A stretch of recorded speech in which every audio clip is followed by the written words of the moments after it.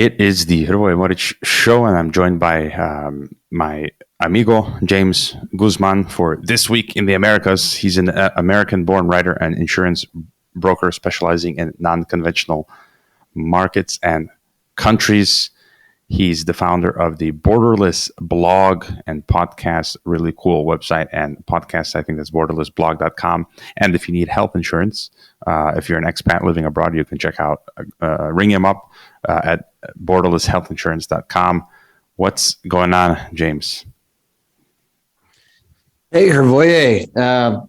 Before we get started, I just want to say my name is James Guzman. I am a white Hispanic male. I have brown hair, a black shirt on, and I am sitting at a desk. And my pronouns are he, him. It took me a while to figure out what was going on there, but yeah, I remember that short clip from Kamala. So white Hispanic. I mean, technically, they do exist. Oh well, that's right. You're partially Puerto Rican, right? That's right. Is that true? Yeah, so technically, but do you think I could call myself white Hispanic also? Well, it's more of an ethnicity thing. You know, it was like Zimmerman too. Remember, this is when people were, he was a white Hispanic. I don't know if you remember this from the one that started BLM and even before George Floyd and all this type of stuff was. That woman. Mm-hmm. No, George Zimmerman was the one that, he got into a scuffle with the young guy, man, it slipped my brain, the name of him. Anyways, he was on lean. He was, supposedly Zimmerman was community watch, and he shot the guy, and it turned into a big deal. But anyways, they called him a white Hispanic, and that became a big kind of deal when people were saying that they don't exist, and others were saying that it does exist, but there are white Hispanics. I was just wondering legally, though, like if I were ever back in the U.S. and I filled out some, one of those forms, being a Mexican citizen, I could possibly check off. I think sometimes it actually says Mexican or Hispanic, so I could just check that off. It's very complicated. Very complicated. Yeah, it's complicated, especially these days. And anyways, I thought I'd mention this was funny because our mutual friend Jonathan Lockwood, who's out there with you in San Miguel, who's been on TNT, he was one of my first guests. He's a voice. I wanted to bring up this thing with him. I think it's just funny. So he asked me today to join his what do you call those Facebook groups or pages or whatever, because he does voice. What do you call it? Voice voice acting. Yeah, voice talent. So if anyone needs voice talent, check out Jonathan Lockwood. But on his page, his latest work that he showed was for a commercial. I'm not judging him. The vegan thing. I mean, where he was voicing over the meat. It was one of those meat replacement things, fake meat thing. And I was just like, Jonathan, come on. He knows all about that. But it's like, I don't know, though. I can't make a decision. They pay you for it. So I don't know. Maybe I would have done it. Yeah. Well. I got no idea. Well, that's one of the realizations people need to understand when they see all this stuff on TV, on the radio, on whatever. Not saying this has anything to do with us right now, but a lot of the stuff that you see in big media, especially ads, obviously people are paid to say what they're saying. So I let that sink in. A lot of people seem to don't understand that what they're seeing on TV and a lot of stuff that they hear on radio, especially in ads, is fake, but it is. Yeah, I'm like, I won't hold it against him for now. I mean, I have to think it through. But anyways, there's been some interesting stories related to Mexico just today that popped up or that I caught today. One was from the New York Times. We should start with which one was it? LA Times. Californians and other Americans are flooding Mexico City. Some locals want them to go home. And it says the pandemic pushed it into overdrive as much of Europe and Asia shut their doors to Americans in 2020. Mexico, which adopted few COVID-19 84 restrictions, was one of the few places where gringos were welcome. And there was an interesting piece that signs are popping up in Mexico City. Apparently posters around town. One says, quote, "New to the city, working remotely. You're a effing plague and the locals effing hate you. Leave." End quote. Yeah. So, what? Okay. Tell us how you really feel. So, what are your thoughts? I mean, because they're complaining about gentrification and increasing the prices on everything, from rent and probably food and other restaurants and stuff. And so, what's your reaction? Yeah. This has been a continuing story that I've seen in a lot of different outlets. So, you had that one. Also, there was one that came out that was through what's called SF Gate, which is a newspaper out of San Francisco. And they were specifically talking about Bay Area people. And they mentioned some people from Austin as well, which I guess is kind of the other Silicon Valley, or at least attempting to be. And in the one in SF Gate, they were talking about San Miguel de Allende, where I live, which I thought was interesting. And then the other one that you mentioned, they were talking about Mexico City. So, and they always talk about gentrification, basically them coming down with dollars and bidding up rental prices. And it's I don't know what to say. I mean, it's a phenomenon that happens. People when they come, they bring money, and so they do use that money to hire people. They hire all kinds of people. They start businesses. Some of them start businesses, and so they choose to live there because they like the cost of living. Some people consider them to be assholes or something like that. Maybe they don't like their demeanor. I don't think that if the people want to have the economy improve, then just being hostile towards foreigners is not going to be a good attitude. But if things are changing in a way that they don't want, it's a tough one, And one of the things that I thought was really strange with the other one that I mentioned, the SF Gate, was that a lot of people said that they're coming from Bay Area to San Miguel de Allende, where I live, and the people that they mentioned in this article were politically liberal. I mean, they were openly politically on the left, and they even mentioned things like Roe versus Wade and mass shootings and other types of stuff as reason that they would move here. But again, I think we mentioned this before, but it seems strange to me for example, the Roe versus Wade thing. I think California has, I know California has some of the most liberal abortion laws on the planet, and they want to move here. I mean, if you look at the laws here in the state, it's illegal. It's always been illegal. Abortion has. So I think that maybe they just don't understand what's going on, or I don't know, they're confused or something. This is Guanajuato is the most conservative state in the country. A lot of people still enjoy. It's a popular attraction is bullfighting, for instance, which I don't think would be considered to be very liberal. So I think that they may want to rethink their decision. Yeah, I was going to mention socially conservative. Even if the laws are different, but you're moving to a country where a large portion of your neighbors and potential future friends are really not in line with your worldview, unless you go to the cosmopolitan parts of town. And I'm going to put on my tinfoil hat for a moment, because I had reading that article about Californians and Americans flooding into Mexico City and causing prices to rise and all of this. I immediately had my North American Union light bulb go off. I just can't help it. But if you just step back for a moment, it's this actually is part of that plan. I'm not joking. If you go back and read the white papers from in Canada, you have the Fraser Institute that did the white paper 20 years ago on the Amero, and you look at this from an economic point of view. like how the EU was done. One of the problems with Mexico is the Canadian and U.S. economies are kind of on par, in terms of development, but Mexican is too low. And so what they need to do is bring up the Mexican economy a bit, prices and everything and wages, and bring down a bit the Canadian American, and in that way to form the regional union. But then you think about how many Canadians have been fleeing to Mexico, how many Americans have been fleeing to Mexico, and then the reverse, how many migrants are going up to the U.S. It's like 250,000 migrant encounters per month now.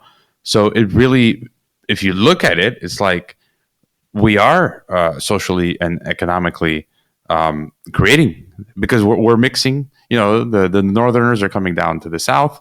Mexicans and other migrants are going into the U.S. And it's just like it really looks like they're kind of doing it, no? Yeah, I mean, it sounds like you're insinuating that it might be something that they're orchestrating. I guess it's hard to say whether it's orchestrated or it's just kind of a natural progression of different cultures and also of travel itself and things like that. Because I would argue that between Mexico and the United States, it always hasn't been kind of a black and white as far as if you look at the history of the two countries, where exactly that line crosses. And I think that especially as there has happened in the past and continues to happen, people intermarry, such as you and I have both done. And I think there's a lot of other people that, again, that kind of blurs the lines. And as, commerce becomes more borderless, that these are kind of challenges that comes up as far as whether this is cultural, ethnic, or national barriers where they exist. So it's a complicated conversation, but I mean, I think that in the future it could lead to a joining of the union, as you could say. Especially if there's some sort of a conflict that happens in the future that really, one thing that I've speculated on is kind of the cartel conflicts. If that continues to go farther up north in Arizona and Texas and things like that, with a lot of the newer generation that doesn't really care so much about the old rules, that could, really be a spark point between the two countries as far as some sort of conflict and just showing how intertwined both countries are in commerce and in also just the justice system itself, because a lot of the stuff that happens in Mexico is more and more starting to spill over to the United States.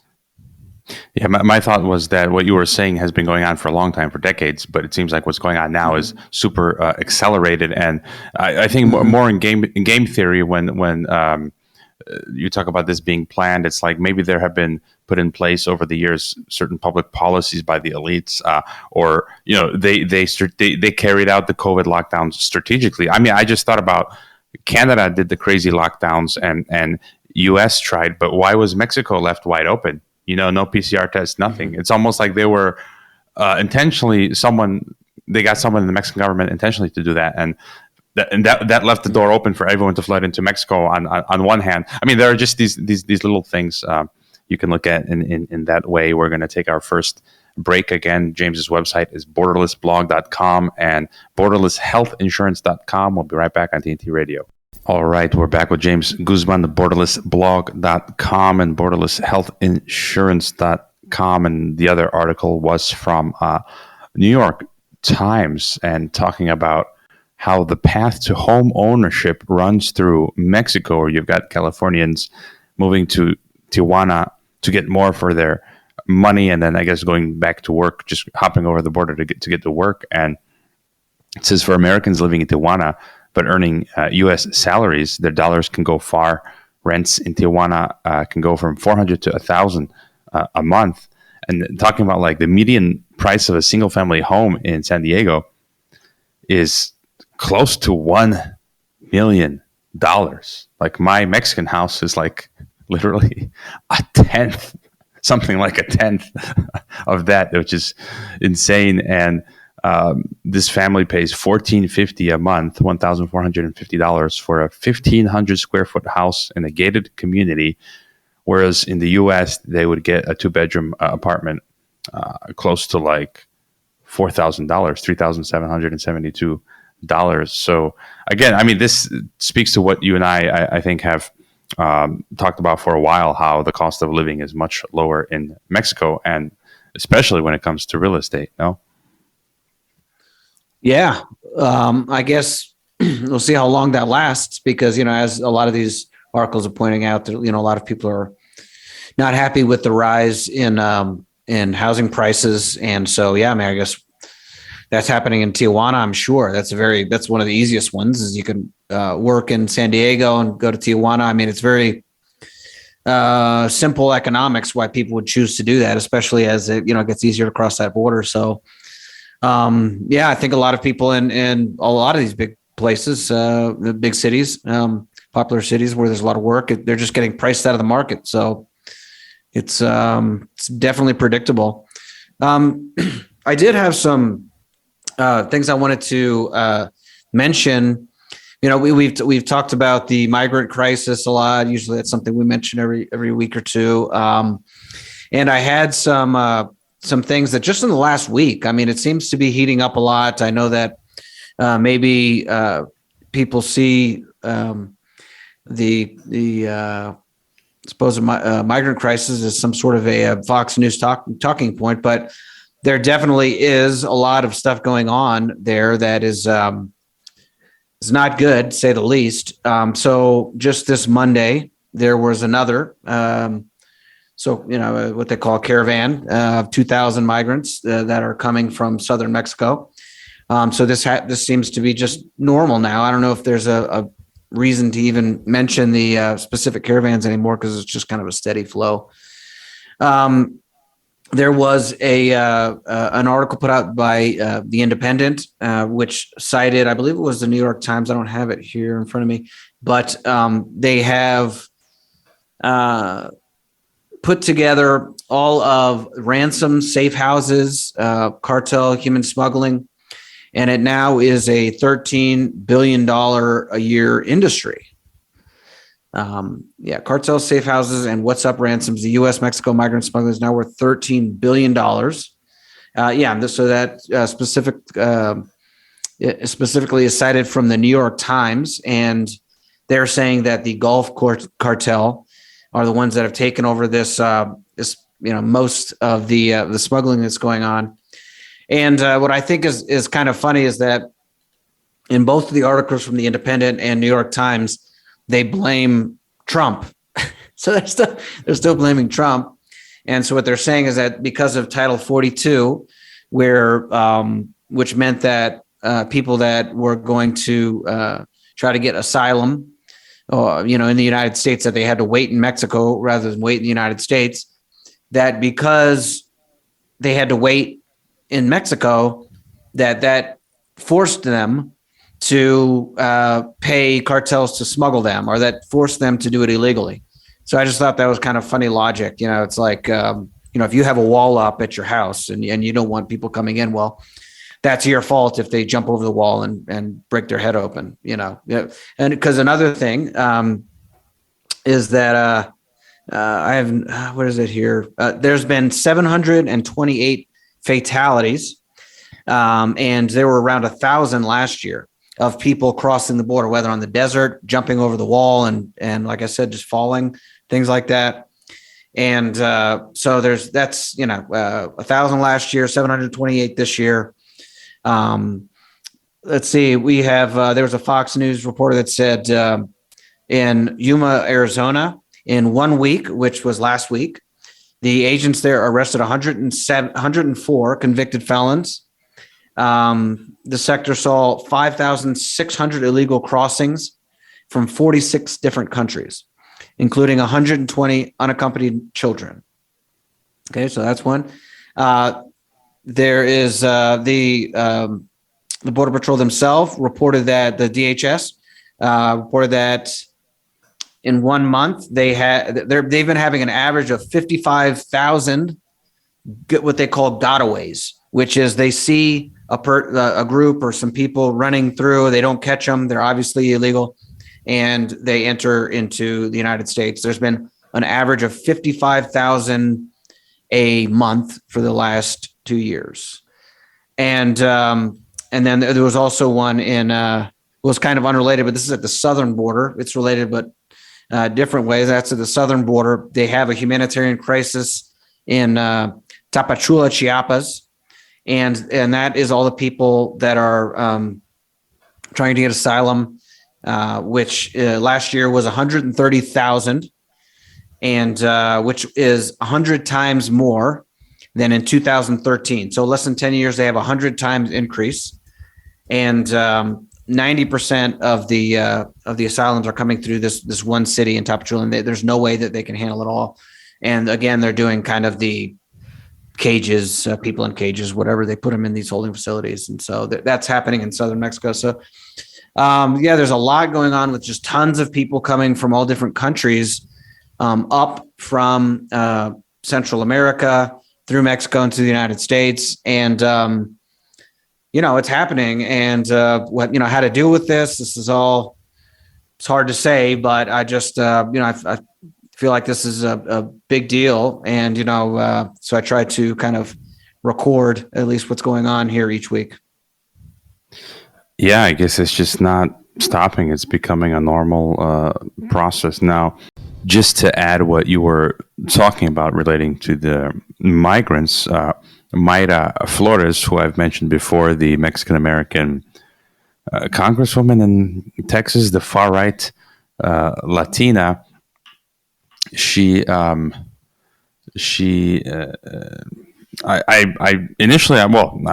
a fan of hers for now, but there's been a video clip going out criticizing her that apparently she passed some amnesty bill for illegals, and they're calling her like a Mexican Trojan horse. Those GOP, what do you call them, rhinos, like the fake conservative Republicans. Because definitely that exists, this conservative incorporated, which is, basically, it's part of the military, it's military industrial complex and the globalists and all that. But then I think she commented, she said that amnesty wasn't passed, that it was an amendment that gave legally documented children of legal visa workers the ability to remain in the U.S. with their parents. And I wouldn't have a problem with that either. So I still don't know what's going on. She could be a Trojan horse, or someone could just be attacking her because she's the real deal. Time will tell, but I don't know if you caught that attack on Mayra. No, I didn't see that, but honestly, it doesn't surprise me. This whole thing about rhinos, Republican in name only. Yeah, it's what Republicans are. I'm sorry that's they're neocons through and through. So that's what the Republican Party represents. So you just got to accept that. And it doesn't surprise me at all. And what I thought was interesting when I was speaking to Jose Nino before, who appears on your show, I believe, once a week. And I think that a lot of this, conservative push for Hispanics, it's also tied up in kind of QAnon stuff. And they even mentioned that. So that's kind of the smear that they put on the lady that you were mentioning, is that she has shared things with QAnon. A lot of the people in even the Cubans and all the other Hispanics are very tied into QAnon. So, and it's kind of the regular conservative Inc. type of stuff. And I think that it's interesting. I like the fact that a lot of Hispanics are kind of catching on to at least the cultural aspects, which are obvious. I don't know how you can't catch on to the fact that the Democratic Party and just the type of the neoliberal establishment is going so crazy with a lot of the cultural stuff and the other types of, whether it's what they're teaching in the classrooms and gender stuff and all kinds of other things. I mean, obviously it is wacky and it's weird and, giving kids hormones and all that. And so, yeah, I think that they've jumped the shark on a lot of that. But if they're somehow able to get them back into the fold with some kind of weird, MAGA, QAnon stuff, then I don't think that's very helpful, especially if they're just going to be, just like George W. Bush or just like Obama, frankly, where they said all this stuff and then they just go and they're just silly putty in the neocons' hands. I don't think that's going to be very helpful for any type of what they would consider to be a ground up grassroots type of populist movement. I'm going to vote for Liz Cheney. Let's accelerate the collapse and go out with a bang. Acceleration is this foreplay is. Well, we're in Mexico, so dragging out. You're dragging out. You're not in Mexico. Yeah, you're in Croatia. I'm in Mexico, so might as well vote for U.S. to accelerate. Liz Cheney, 2024, baby. Or Gavin Newsom. Boy. Oh yeah, the American Psycho. He's like, yeah, man. It's just, I don't think I never imagined we'd live to see something like this. But oh well. Yeah. Going back to Mexico City, I caught a story. I mean, this goes back to my complaints of a certain sector of Mexican society that is fallen to branch Covidia. What do you call it? Branch Covidianism. To the COVID cult. And now they're doing the monkeypox thing. So apparently, there was a peaceful protest in front of the Health Secretaría de Salud in Mexico City. And there, were groups of people, collectives or civil society demanding that the Mexican government make an integral plan for the monkeypox, which includes vaccines and something related to the stigma of it. And there was Moni there who participated. Moni is a female trans, it says the article. And it's just like, I mean, this is total Stockholm syndrome. You've got this freaking government that's masked us and implemented. They tried the QR codes for a week in Mexico City, but vaccine certificates and jabbing us nonstop. It's really weird because in Mexico, at least in Jalisco, where Guadalajara is, they're really pushing the 5 to 11, the vaccines for the 5-year-olds to 11-year-olds, which is really weird and, in my opinion, nasty and wrong. And here in Croatia, I don't hear any of that talk. I haven't seen a mask at all in Croatia. It's like, I don't even want to go back now because I don't see masks here. I don't want to see a mask anymore. But yeah, I mean, your thoughts on this sector of the Mexican public that's just doubling down on this insanity? Yeah, it's not good. I guess we'll see. I don't see this monkeypox thing getting any traction. I just don't think but I mean, who knows? I could be wrong, but yeah, I'm not happy about that. I did have some stuff here about energy. So there's still this thing. I had mentioned a few weeks back that the U.S. is not happy with AMLO as far as their energy policy.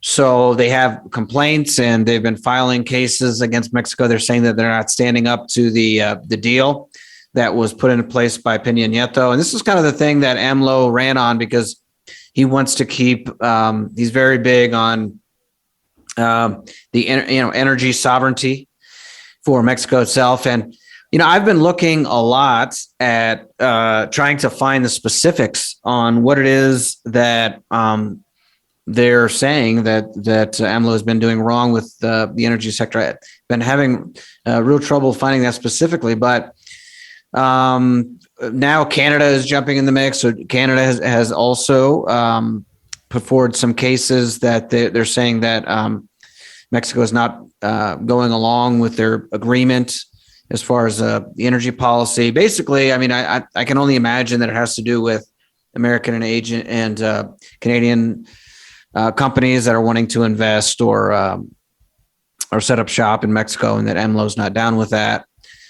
So that's a big thing that's going on, and they want him to go along with also kind of the green energy policies and things like that. And one kind of interesting thing that although AMLO is considered to be a leftist, because he wants he wants Mexico sovereignty as far as energy goes.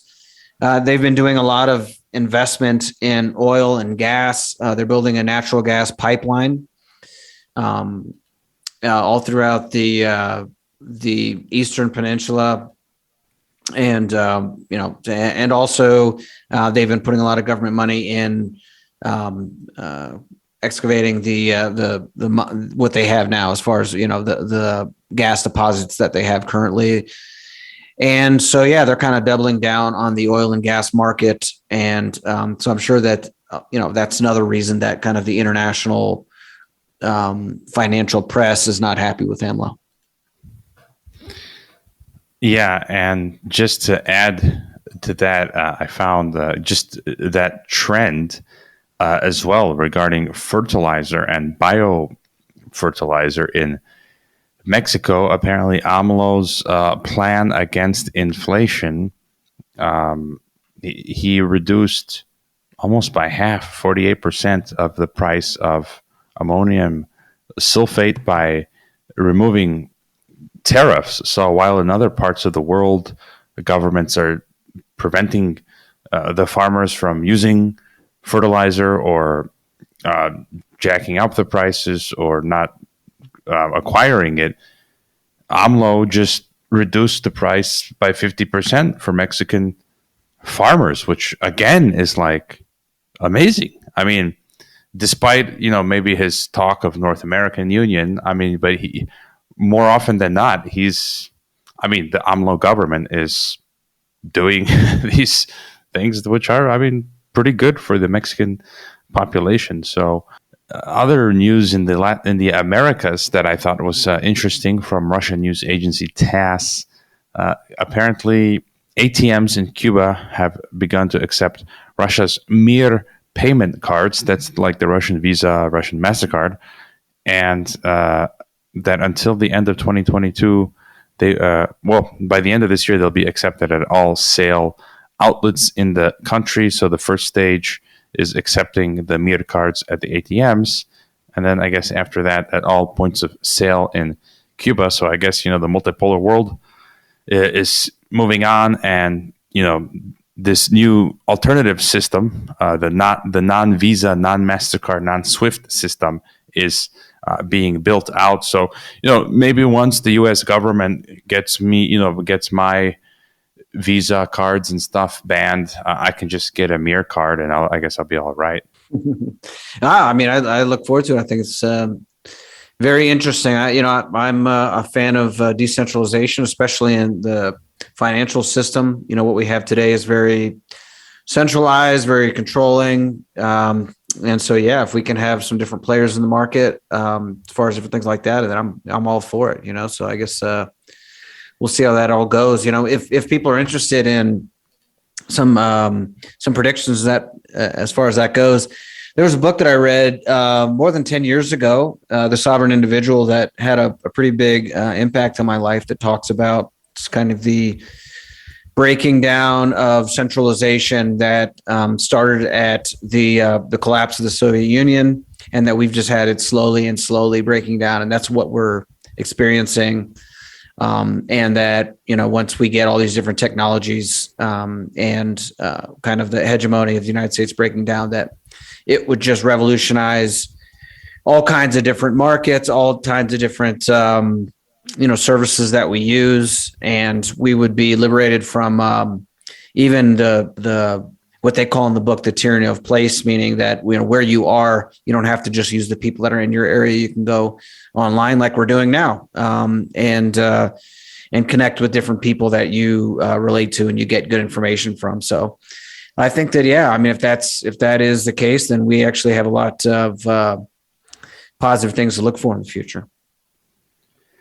In terms of positive things to look for, I mean, are there any, because I guess you deal maybe a bit more with the expatriation and digital nomadism. If there are any latest like services, hacks or things interesting for digital nomads or people looking to flee to Mexico or Latin America, or anything that you've been catching lately in this regard? Honestly, I mean, it's pretty easy. That was one of the reasons I've kind of stopped talking about it so much on my podcast. I help people with and all that kind of stuff, but it's pretty easy, especially in Mexico. There's millions of Americans, other people that come down here on a regular basis, whether they're just visiting or expatriating. And, tourist visa is easy to get. You just walk over the border and get it. You can take out your money with an American bank. You can open up a Mexican bank pretty easily. You can rent property pretty easily. So, even just through Airbnb, you can rent it before you even come down here. So a lot of things are, it's pretty simple. And that's why we're, as we report each week, all these people that are coming down, because they see all the benefits of, living in a place that's not only less expensive, but they find a higher quality of life. Maybe they find more freedom in what they're looking for. And, anything specifically that has facilitated that lately, I can't think of it, but I just think that it's a lot easier. That's why I just kind of tell people when they overthink it and they're thinking about, how am I going to go? What am I going to do? I got to plan to, pack up all my stuff and this and that. And I mean, it's usually a lot easier than you might think. So you just have to pull the trigger, like pretty much everything else in life. And I think one mistake that people make, and I think way back when I was probably guilty of it, people spend way too much time searching this stuff and trying to prepare for it online. When you just have to do boots on the ground. You just got to go get there, and then it'll probably take much less time than searching online, and you figure out stuff on the ground, and it's in some cases much easier. I was hired to go teach in Kazakhstan. I got there, we went to the bank. They opened the bank account. They assisted me in opening an account there, and these sort of things where you could spend just hours and hours and days, looking at forums, and a lot of that is nonsense. You just gotta go. Absolutely. The one thing, the thing that I will say is that the major hurdle for most people is income. Obviously you have to make money.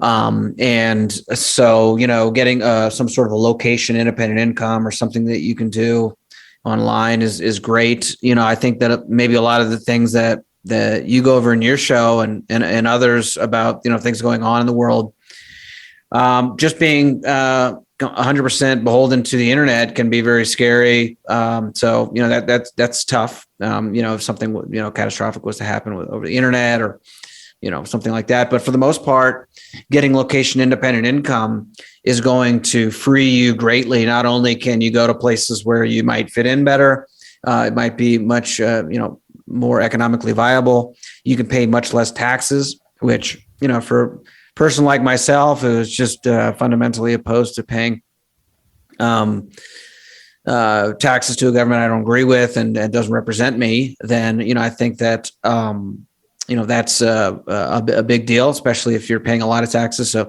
paying less in taxes, paying less in insurance. That's what I help people with, is whether it's health insurance, property insurance, pay drastically less. So again, you can just improve your life.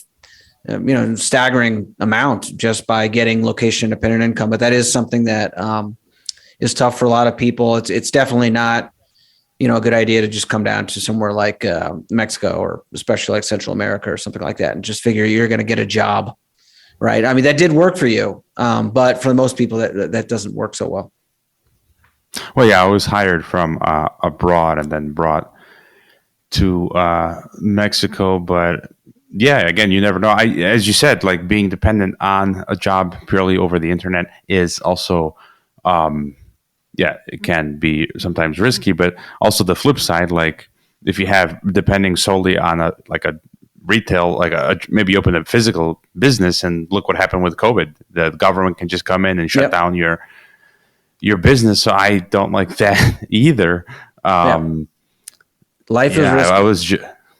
I had a great interview earlier today on my podcast, and I was joking that now I'm here in Croatia and I can just become a shepherd when if the tomato hits the fan again in a couple of months. They're talking about October. Like I saw some articles where like in October they're talking about doing lockdowns again, and I can just either sell tacos in Mexico or just become a shepherd here on my grandpa's village. And so, anyways,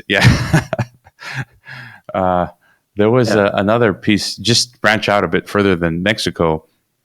I was reading this news from the Orinoco Tribune. I think it's left, but it has some news that I just don't find anywhere else. And they were talking about how Venezuela is going to give Iran 1 million hectares of agricultural land for food growing projects. They've been exchanging oil with each other. And I mean, I guess this is good from a development perspective that helps both of them out. But I think it maybe, how else would you read this? I think the point here is also that Latin America now, you're seeing a lot of interest. Iran coming in to Venezuela, the Chinese coming in, we've talked about in the past, the Russians in different respects, maybe not so much. But any other thoughts on Latin America in general? No, I think there's a lot of things. Obviously, the narrative of the multipolar world that's been coming up a lot. Also, the pink wave in Latin America, we've been covering that every week, and so I think that it's very interesting, and to see what actually happens in the future. I guess you just have to keep an eye on it because these things move slowly. And there can be a lot of monkey wrenches and things that you don't, variables that you don't see coming that can kind of throw the whole thing off kilter. But for the most part, I think that we are seeing kind of a shift to what you would call a multipolar world with different factions. One of those being, all throughout Latin America, that they're kind of trying to build their own basis of economy and not be so beholden to the United States and kind of the Western establishment in general. And so that's what we're seeing. That can change, and but I think that's kind of the trajectory that we're on right now. And the security situation also is not good. I was talking to some Croatian Mexican Americans. Actually, it's funny. I met a family. That's unique. And it's funny here. And they live in the U.S., but they again mentioned the security situation. And near my home, where I passed by, there was a shooting. A stray bullet hit someone in a commercial center. So again, it's just like I could have been there, and it's just getting. It's not good. Anyways, best places to find you on the internet, James. Best place, quickest place is jamesguzman.com. All right. We will chat next week. Hasta la vista. Stay tuned. Hasta luego, mi amigo. Yes. Enjoy Mexico. We'll be right back after the break on TNT. Thanks.